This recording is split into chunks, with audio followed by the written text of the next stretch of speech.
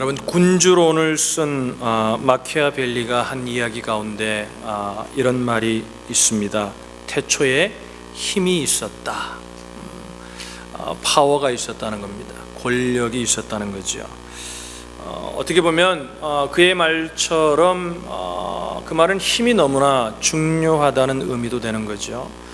그의 말처럼 정말 인류 역사를 보면 힘을 가진 자가 그죠? 지배를 하는 것. 그래서 나라와 나라 간에도 그렇고 집단과 집단 사이에도 개인과 개인의 관계에서도 힘이 있는 자가 힘없는 자를 지배해 온 것이 이 땅의 역사인 것처럼 그렇게 우리가 보게 됩니다. 그렇게 힘이 중요하다는 것을 강조했음에도 불구하고 우리가 19세기 무렵까지만 해도 집단이 가지고 있는 힘이라 할지라도 또 개인이 가진 힘도 자기가 가지고 있는 힘을 드러내기보다는 자기의 힘을 드러내지 않고 어느 정도 감추는 것이 미덕이고 감추는 것이 사람다운 모습이라는 인식이 19세기까지만 해도 있었습니다. 그런데 이제 인류가 20세기가 들어들면서 세계대전을 겪고 그러면서 이런 관념 자체를 포기하기에 이르게 됩니다. 우리가 사상사를 보게 되면 이제 자기 비하나 자기 절제로 표현되는 겸손은 더 이상 미덕이 아닌 시대를 우리가 살아가고 있는 것 같습니다. 영국의 사상가였던 말콤 머그리치는 이런 말을 했습니다. 바로 이것이야말로 현대 정신사의 타락의 징후였다. 그러니까 뭔가 힘이 있어도 그것을 감추고 드러내지 않는 그것을 미덕으로 삼던 세대들이 어느 날 갑자기 힘의 중요성을 더 간절하게 깨닫고 난 후에 세계전쟁 후에 그들은 힘만이 모든 것인 것처럼 여기면서 그것이 바로 현대 정신사의 타락의 시작과 같은 것이었다는 것입니다. 제가 이런 곰곰 생각을 해봤습니다. 제가 어릴 때를 나이는 많지 않지만 제가 어릴 때를 생각해 보니까요, 선생님이나 어른들이나 또 우리가 학교에서 읽는 책이나 많은 분들이 하던 얘기 가운데 중요한 주제가 뭐였냐면요, 겸손이었어요. 겸손해야 한다. 겸손해야 된다. 그래서 변을 익을수록 고개를 숙여야 된다. 겸손해가 문제를 굉장히 강조했거든요. 그러니까 자기를 낮추는 것이 그것이 정말 인간다운 모습이고 정말 성숙된 모습이다. 이런 것들을 우리가 굉장히 많이 들으면서 자랐습니다.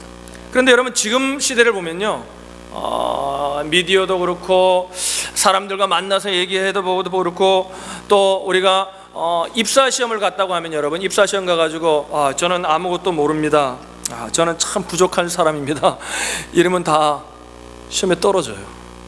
그죠? 그러다 보니까 뭐예요? 나는 확실히 특기와 능력이 있습니다. 그래서 뭐예요? 이력서를 쓰는 거 보면요, 조그마한 것만도 보탬이 될 만하면 자기를 PR할 수 있는 것들을 그냥 수도 없이 넣습니다. 그래서 가가지고 이제 면접 시험을 볼 때 이렇게 말하죠. 저는 참 부족한 사람입니다, 이렇게 말하기보다는 요즘 뭐라고 말해? 나는 확실한 특기와 능력을 가져서 이 회사가 나를 선택하면 이 회사에 나는 어마어마한 영향을 끼칠 수 있고 어마어마한 이익을 가져올 수 있습니다, 일당 100의 몫을 감당할 수 있습니다. 이렇게 자기를 주장하고 자기를 내세우는 것이 현대 생활의 생존 방식이 우리도 모르게 되어버렸습니다. 그래서 현대인들은 아마게 오늘 이 본문 온유한 자는 복이 있나니 그들이 땅을 기업으로 받을 것이다 라는 말씀을 아마 이렇게 좀 바꾸고 싶은 생각이 들지 모르겠습니다. 자기 주장을 하고 자기 주장의 태도를 가진 자는 복이 있나니 저희가 출세할 것이며, 그죠? 어떻게 보면요, 교만한 자가 복이 있나니 뭐예요? 그가 성공할 것이다, 이렇게 아마 말하고 싶은지 모르겠습니다. 정말 이 시대는 그렇습니다. 모든 사람들이 자기가 가지고 있는 역량을 최대한 보여야만이 인정해주는 세상 속에서 우리가 살아가고 있는 것이 너무나 분명합니다. 그러나 여러분, 시대와 함께 변할 수 없는 하나님의 말씀은 이렇게 증거합니다. 온유한 자는 복이 있나니, 원어적으로 표현한다면 복되도다 온유한 자여, 너희는 땅을 기업으로 받을 것이다. 할렐루야. 여기 주께서 말씀하시는 온유란 무엇일까요, 여러분? 주께서 말씀하시는 온유란 무엇일까요? 우리가 생명의 삶 공부하신 분들은 제가 나누어서 아마 기억할 겁니다. 그 온유라는 단어가 헬라어로 프라우스라는 단어를 씁니다. 우리 이 단어 좀 기억하고 있는 게 좋을 것 같아요. 한번 따라합시다. 프라우스. 헬라어 학자들은 이 프라우스라는 단어의 개념을요, 오늘날의 그 프라우스의 개념, 오늘날 온유라는 개념과 오래전에 온유라는 개념은 단어의 뜻은 같지만 그 시대의 사람들이 느끼는 어떤 미닝은 조금 다를 수 있지 않습니까? 그래서 헬라어 학자들은 특별히 성경을 연구하는 헬라어 학자들은 그 온유라는 단어를 이렇게 정의하길 원합니다. 제가 읽어드릴게요. 온유란 인간에게 주어진 물리적이거나 정신적인 힘이 잘 조절되어 그의 인격 속에 나타나는 덕이다. 온유란, 다시 읽습니다. 인간에게 주어진 물리적이거나 정신적인 힘이, 이렇게 생각합시다. 우리에게 어마어마한 돈이 힘이라고 생각하니까 돈이 있다고 합시다. 권력이 있다고 하십시다. 또 어마어마한 것을 배워서 우리 속에는, 우리 마음속에, 정신세계 속에는 많은 지식들이 있다고 합시다. 그게 힘이잖아요. 근데 그 힘이 어떻게 되어 있냐면 잘 컨트롤되어서 그 인격 속에 드러나는 것, 그것이 바로 온유라는 거죠. 그러니까 온유라는 것은 모든 걸 그냥 참고 가만히 있는 게 아니라 충분히 모든 것들을 말할 수 있고, 충분히 그 사람에게 내가 할 수 있는 충분한 라이트이 있고, 충분한 지식이 있고, 충분히 그것을 뒤집을 수 있음에도 불구하고 믿음으로 본다면 하나님의 뜻을 이루는데 덕이 되지 않는다면 그것을 컨트롤할 수 있는, 자기 자신의 것을, 가진 것을 사용하지 않을 수 있는 능력, 이것이 바로 온유라는 것입니다. 예수님처럼 온유한 분이 없었죠. 예수님은 세상의 모든 것들의 주인이시고 창조주이심에도 불구하고 그분은 당신이 가진 능력을 함부로 사용하지 않으셨습니다. 왜 그럴까요? 그분은 온유한 분이기 때문에 그렇습니다. 예수님 당시에 이 프라우스라는 온유라는 단어를 세 가지 용례로 이렇게 예를 들어서 이렇게 사용했다고 합니다. 여러분, 예수님 당시에는 열병을 앓아서 고열로 죽는 사람들이 상당히 많았지 않습니까? 의술이 발전되지 않았으니까. 그러니까 고열에 걸리면 상당히 사람들이 두려워하게 되죠. 그런데 고열로 고생하다가 갑자기 한순간 열이 잡히면은 우리는 뭐라 그래요?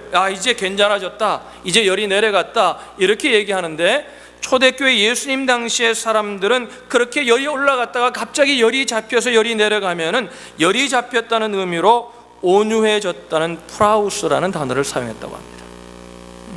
조절되었다는 겁니다. 또 사람들이, 여러분, 만약에 돌풍을 만나가지고 자연재해가 많았잖아요. 자연재해가 일어나가지고 갑자기 어마어마한 피해를 입다가 어쩔 줄 몰라는 가운데 그 돌풍이, 그 해오리 바람이 갑자기 바람이 잦아지기 시작합니다. 그러면 사람들은 프라우스, 바람이 잔잔해진 것을 온유해졌다, 이렇게 표현했다는 거죠. 또 야생말을 길들여서 처음에는 탈 수 없는 말을 잘 훈련시켜가지고 이제 그 말이 탈 수 있는 온순한 말이 되어서 이제 컨트롤할 수 있게 되었을 때 그 말을 뭐라 하냐, 프라우스해졌다, 온유해졌다, 이렇게 얘기를 했다고 합니다. 여러분, 그러니까 여러 가지 제가 예를 들었지만 이 세 가지의 공통점이 있습니다. 그것은 뭐냐면요, 조절되었다는 거예요. 컨트롤되었다는 거예요. 힘이 컨트롤되었다는 겁니다. 그러니까 오늘날 우리가 보면요, 우리 믿는 그리스도인들 가운데도 세상의 풍조에 힘을려서 이렇게 행동하고, 이렇게 말하고, 이렇게 생각하고, 이렇게 자기를 표현하며 사는 사람들이 많습니다. 어떤 일이 벌어지면 그것이 나쁘냐 옳으냐, 옳고 그름으로 판단해서 자기의 생각이 옳음을 주장하려고 하는 것, 그래서 자기의 생각을 관철시키는 것이 능력이고 아주 능력 있는 사람이라고 인정받는 세대인데, 주님은 그게 능력이 아니라는 겁니다. 진정한 능력은 어디서 오냐면 사용할 수 있는 힘을 사용할 때와 못할 때를 구별하여서 조절할 수 있을 때, 이것이 온유해질 때, 이것이 능력이라는 거예요. 여러분, 하나 물어볼게요. 감정을 폭발하는 게 쉽습니까? 조절하는 게 쉽습니까? 조절하는 게 쉬워요? 이야, 대단한 능력자들이세요. 대단한 능력자들이세요.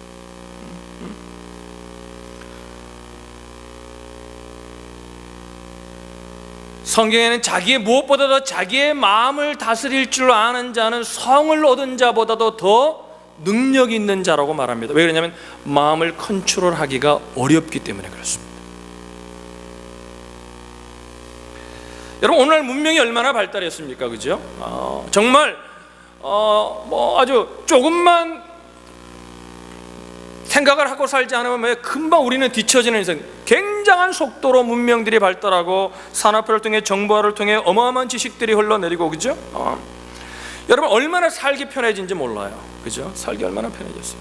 지금도 예배 드릴 때 우리가 얼마나 좋은 공간 속에 예배를 드립니까? 그죠? 얼마나 좋아진지 모릅니다.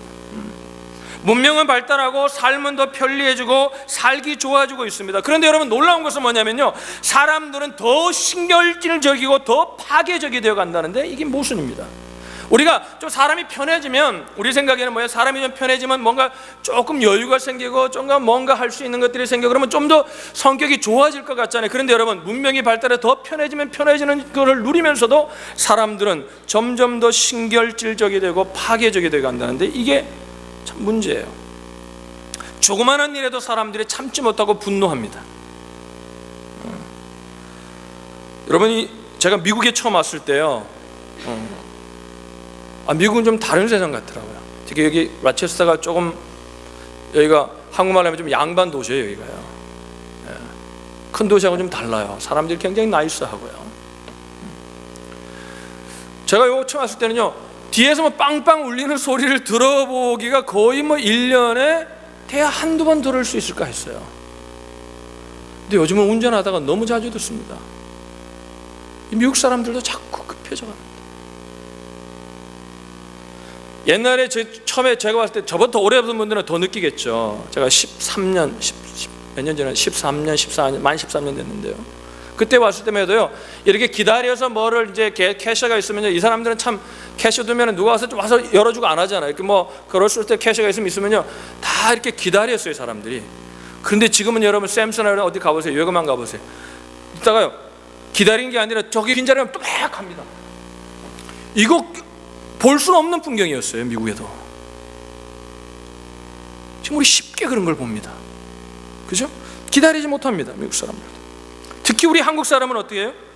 정말, 그러니까 여러분, 제가 아르헨티나에도 있었잖아요. 아르헨티나에 있을 때 한국 사람 집에 일하면은 거기 있는 스페인어 아르헨티노들이 배우는 제일 첫 한국말이 뭔지 아세요? 빨리빨리. 아줌마 빨리빨리. 아저씨 빨리빨리. 그 다 해요. 난 처음에 가가지고, 아르헨티나 처음에 가가지고 빨리빨리인데 저게 무슨 스페인어로 무슨 뜻인가? 왜 저 사람들이 한국말 하려고 생각을 못한 거죠? 빨리빨리. LA 가도 여러분, LA 한국 사람들 밑에 뉴욕에 가도 일하는 사람들이 가장 먼저 배우는 말이 빨리빨리입니다.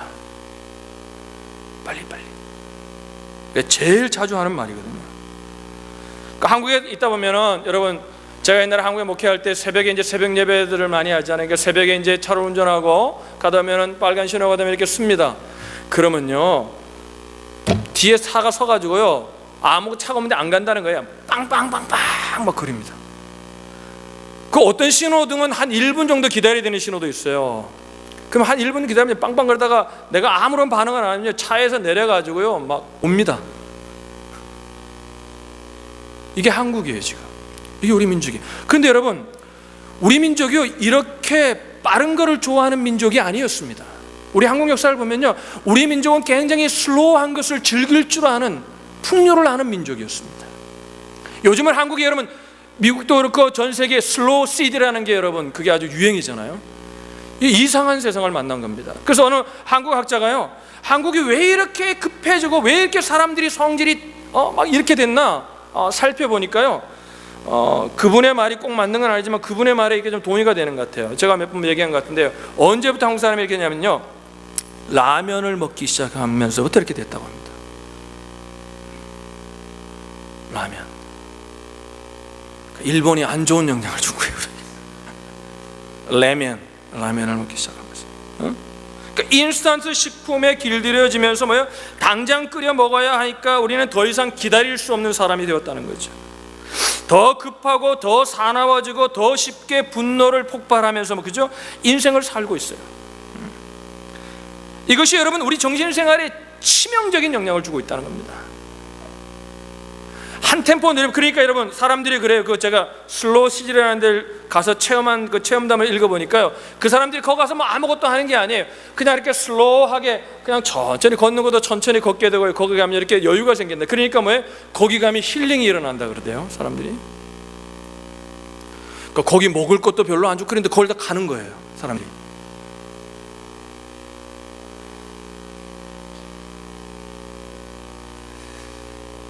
여러분, 미군 흑인들의 정신사상에 영향을 준 흑인들에게 영향을 준 인물을 뽑으라면 누구나 동의합니다. 마틴 루터 킹 목사님이십니다.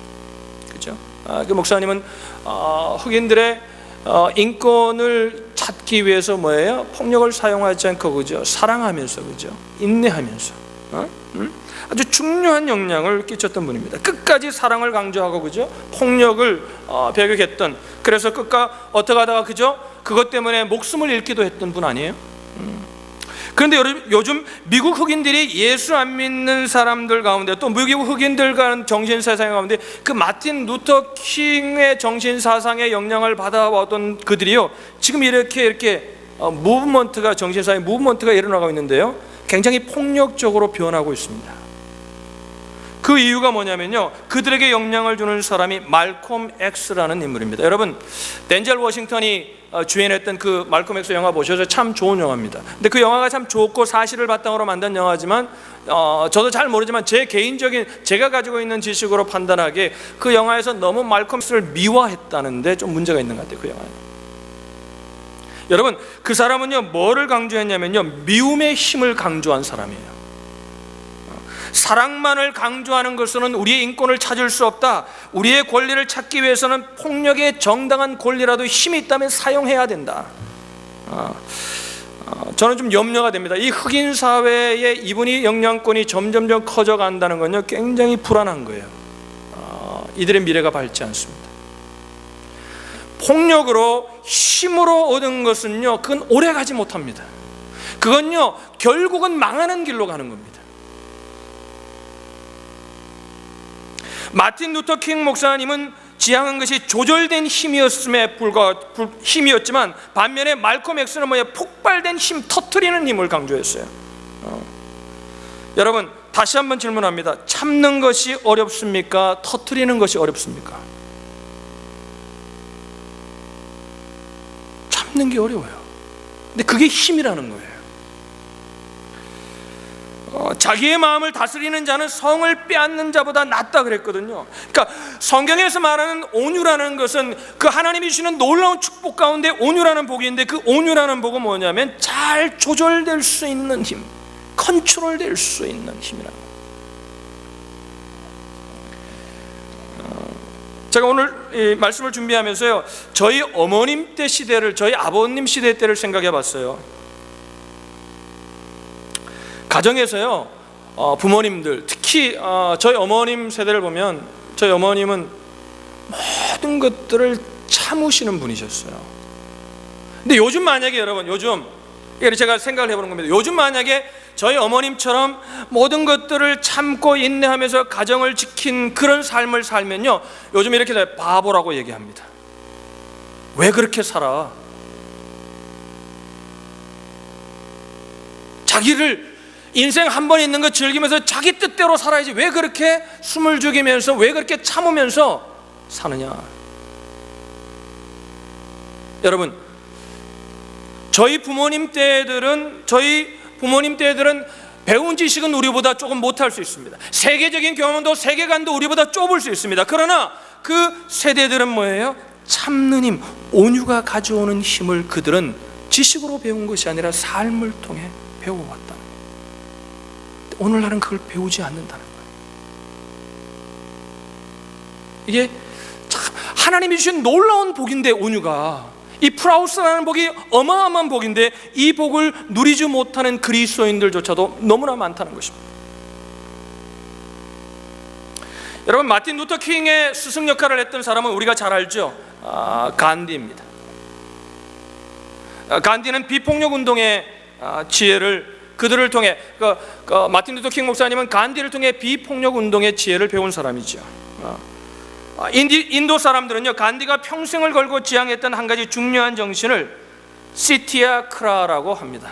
이게 뭐냐면 곧 진리의 힘, 정신의 힘이라는 거예요. 참고 견뎌서 힘으로 하지 않고 그 정신 세계로 그것을 추구하는 힘, 어마어마한 힘이죠. 여러분, 간디는 이렇게 말했습니다. 자기를 따르는 사람들에게 계속해서 간디가 외친 게 뭐냐면요, 여러분, 영국인을 사랑합시다. 그들을 폭력으로 대하지 맙시다. 우리는 그들의 제도와 싸우고 있는 거지 그들과 싸우는 것이 아닙니다. 우리는 그들의 정신세계와 싸우기 때문에 우리의 정신이 발라야 그들을 온전히 이길 수 있습니다. 그래서 뭐라 그랬냐면요, 폭력을 사용하고 이렇게 얘기했어요. 간디는 어느 정도까지 얘기했냐면요, 그들이 우리를 감옥에 가두면 우리는 감옥에 가야 합니다. 그들이 우리를 때리면 우리는 그들의 매를 맞아야 합니다. 그는 예수를 믿지 않는 사람이었지만요, 그 온유의 힘이 어떤 것인지를 안 사람이었던 것 같아요. 조절할 수 있는. 주님이 이렇게 말씀하시잖아요. 원수까지도 사랑할 수 있는 조절하는 마음. 할렐루야. 여러분들에게 오늘 이 아침에 이 놀라운 복이 있기를 주님의 이름으로 축복합니다. 온유한 자에게 약속된 복이 뭐예요? 땅을 기업으로 받는다는 거예요. 따라합시다. 땅을 기업으로 받는다. 이건 두 가지 의미가 있다고 저는 생각을 합니다. 제 개인적으로는 미래적인 의미로는 아마 저 하늘의 본향을 말하는 것이라고 저는 생각합니다. 그러나 현재적인 의미 속에는요, 그 당시 고대 사람들, 그 고대 문화 속에는 뭐예요? 어떤 것을 정복하면은 어떻게 합니까? 그 나라를 정말 그 땅을 차지하게 됩니다. 그 땅을 차지한다는 것은 땅만을 말하는 것이 아니라 어마어마한 혜택을 누리는 것을 말합니다. 그러니까 이 땅에서 우리가 온유하게 되면 이 땅에서도 우리가 저 영원한 본향에도 하늘의 상급을 쌓을 뿐만 아니라 이 땅에서도 어마어마한 혜택을, 베네핏을 누리며 하나님의 베네핏을 누리며 살 수 있다는 겁니다.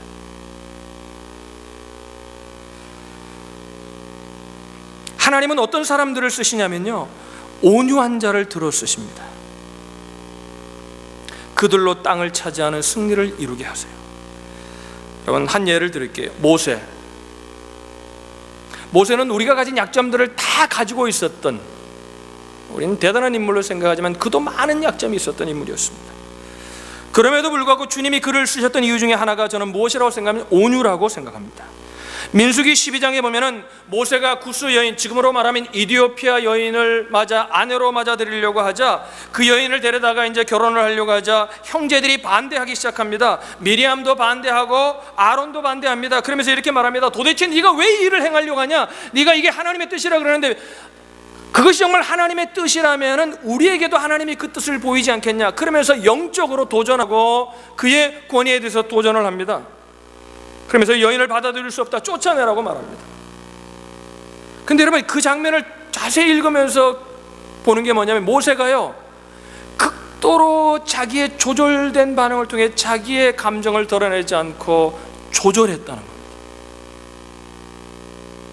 도무지 흥분하지 않습니다. 우리 같으면 어떻게, 그 당시에 여러분 왕과 같은 고난을 가졌거든요. 말 한마디면 할 수 있거든요.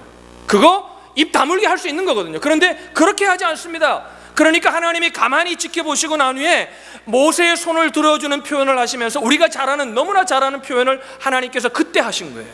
민수기 12장의 3절에 보면 뭐라 하면, 이 사람 모세는 온유함이 지면에 모든 사람보다 더하니라. 나중에 여러분 70인역으로 구약의 히브리어를 헬라어로 70인역 성경을 번역할 때요, 그 온유를 똑같은 단어인 프라우스라는 단어로 번역했습니다.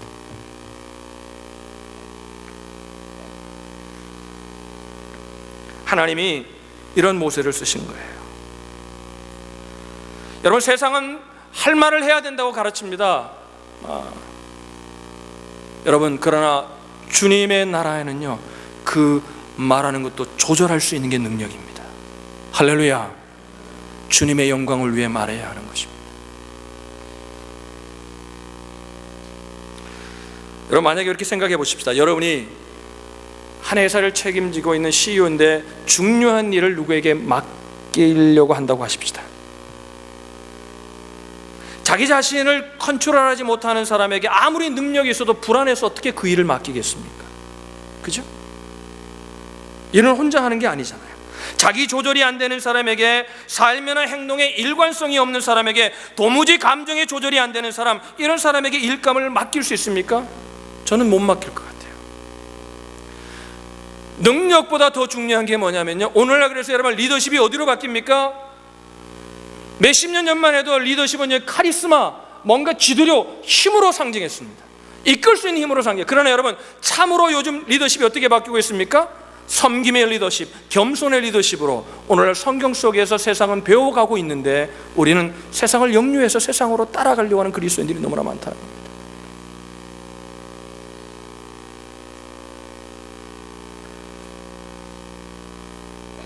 여러분, 온유하기 원하십니까? 그럼 어떻게 온유한 사람이 될 수 있을까요? 하나님의 주권에 대한 믿음이 있어야 온유한 삶을 살 수 있습니다. 내가 지금 충분히 내 힘으로 이걸 뒤집을 수 있음에도 불구하고 하나님의 영광을 가릴 것 같아서 그 힘을 사용하지 않고 손해를 보는 사람은 어떤 마음이 있어야 되냐면, 믿음이 있어야 되냐면요, 하나님의 주권을 믿어야 합니다. 하나님이 분명히 필요하면 채워주시고 하나님이 나를 회복시켜 줄 것을 믿어야 합니다. 할렐루야. 믿음이 없는 자는 온유할 수 없습니다. 여러분, 자꾸 온유를 가만히 있는 것으로 생각하지 마십시오. 힘을 조절할 줄 아는 겁니다. 성경에 보면 아브라함의 얘기가 나오죠. 조카 롯과 살다가 하나님이 너무나 축복하셔서 소유가 너무나 많아져서 이제 함께 도저히 살 수 없습니다. 그들과 함께 그들의 양을 치는 자들이 서로 싸우게 돼서 이제 함께 있을 수 없어서 이제 헤어져야만 할 때가 되었습니다.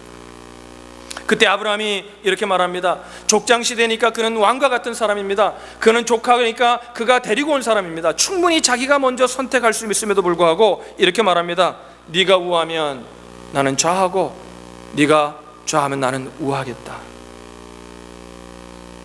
여러분, 이거 뻔한 결과 아닙니까? 먼저 선택하는 자가 더 좋은 땅을 갖는다는 건, 여러분, 그때 땅이라는 건요, 아브라함과 롯에게는 너무나 중요한 거예요. 목축업을 하는 사람에게는요, 먹일 수 있는 풀이 있어야 되고 물이 있어야 되기 때문에 땅이라는 것은 전부와 같은 겁니다.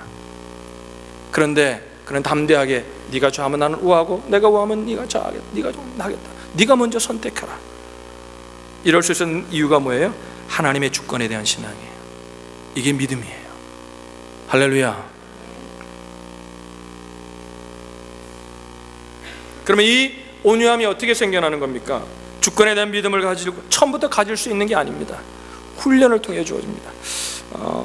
이 온유에 관한 설교나 이런 설교를 하면 어느 분들이 이렇게 말합니다. 목사님, 저는 온유하고 싶지만 천성이 온유하지 못해요. 원래 제 개성이 그렇지 않습니다. 그러나 여러분, 기억하세요. 성경의 모든 인물들이요, 처음부터 온유한 사람들이 아니었습니다. 모두가 다 훈련을 통해 된 겁니다. 할렐루야. 오늘 안 되더라도요, 실망하지 마십시오. 내일 또 훈련하면 됩니다. 할렐루야.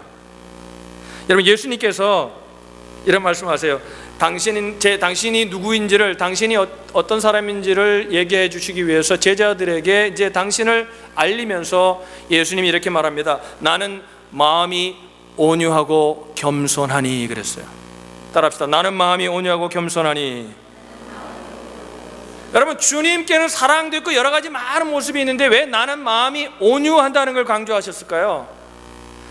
주님을 따라가는 제자들이 가져야 될 가장 중요한 덕목, 관계의 덕목 속에서 있어야 되는 게 뭐냐면 온유라는 거예요. 자기의 힘을 조절할 줄 아는 능력이 있어야 한다는 거예요. 그러면서 여러분, 나는 마음이 온유하고 겸손하다 이렇게 말씀하시고 끝나셨어요? 아니에요. 그 다음에 뭐라고 그러셨어요? 나의 멍에를 메고 내게 뭐 하라고요?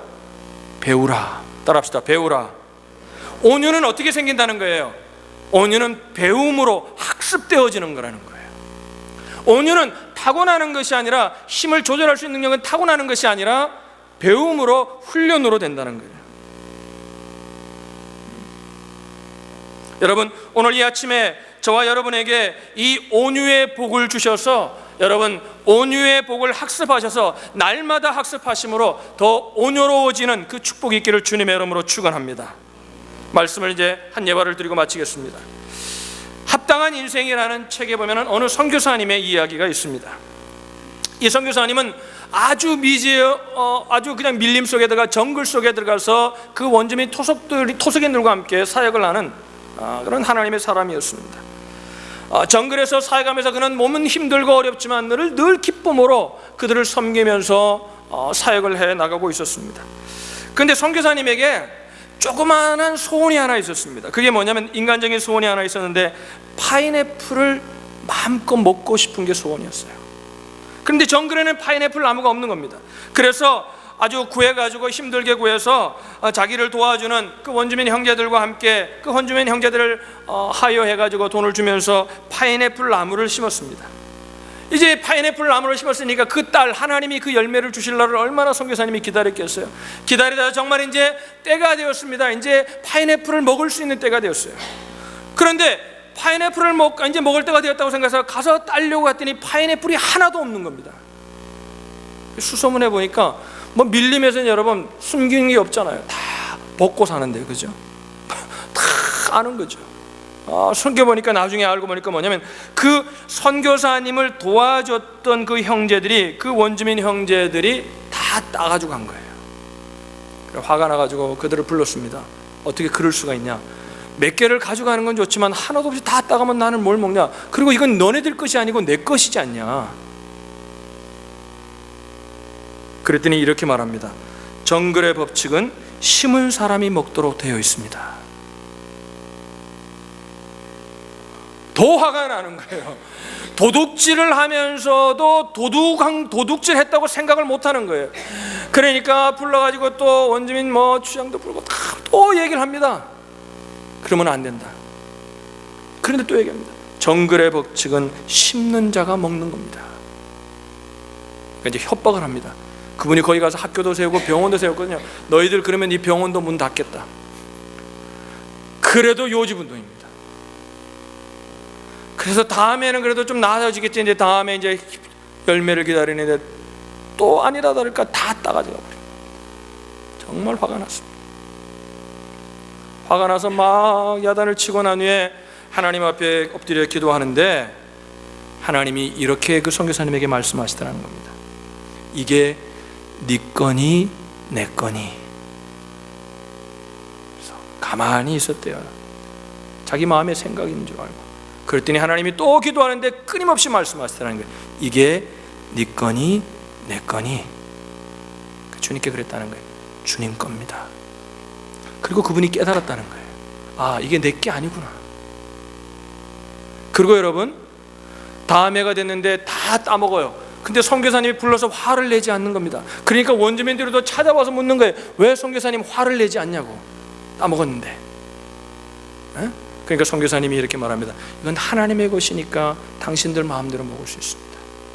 근데 놀라운 거는 뭐냐면요, 그의 그것을 따가지고 먹은 사람들마다 설사가 나고 배탈이 나고 나는 거예요. 그러니까 원주민들이 뭐라 그러냐면, 이거 우리가 하나님의 것을 마음대로 따먹어서 이런 일이 일어나는구나. 그러고 난 다음부터 그들이요 파인애플을 따지 않았다는 겁니다. 여러분, 자기의 힘을, 자기의 것을 주장하는 삶을 살면은 여러분 하나님의 은혜를 경험할 수 없습니다. 하나님의 것임을 인정하고 자기의 권리를 내려놓는 온유함, 컨트롤하는 힘이 있을 때 하나님께서 땅의 복을 주십니다. 할렐루야. 그 복은 세상이 터치할 수 없는 복입니다. 오늘 저와 여러분에게 이런 복이 있기를 주님의 이름으로 간절히 축원합니다. 여러분, 온유한 자는 복이 있나니 저희가 땅을 기업으로 받을 것이며, 권리 주장으로 피곤해진 오늘의 세대에게 온유는 얼마나 우리 그리스도인들이 마음에 담아야 될 말씀인지 모릅니다. 온유한 사람이 되십시오. 다시 주 앞에 서십시오. 그리고 내 모든 삶의 주인이신 하나님을 바라보십시오. 이 모든 것이 하나님의 것입니다. 그럴 때 여러분, 땅의 것을 얻습니다. 하늘의 상급을 썼습니다. 여러분들에게 이 축복이 있기를 주님의 이름으로 축복합니다. 기도하겠습니다.